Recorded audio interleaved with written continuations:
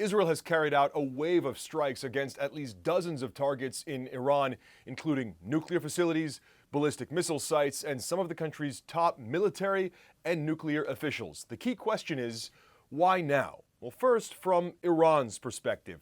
Iran is arguably at its weakest point in decades. Some of its strongest assets in the region, for example, its proxy Hezbollah, has been decimated, and that has left Iran without the foothold that it has traditionally held in the region. In addition, its economy has now been under punishing sanctions for years, and that has left it weaker and more isolated economically.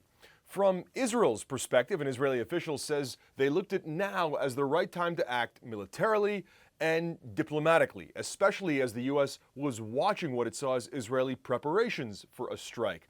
Israel says Iran was continuing to enrich uranium towards higher enriched uranium that would be capable of fueling a nuclear weapon. That, for Israel, was a red line, in addition to the thousands of ballistic missiles that have in the past been fired on Israel.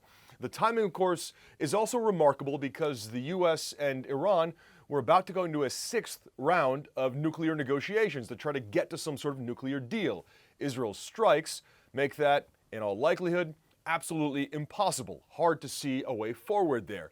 In addition, this week, the International Atomic Energy Agency said Iran was in violation of its non-proliferation obligations. Iran responded angrily by saying it would launch a new enrichment facility with the latest in centrifuges.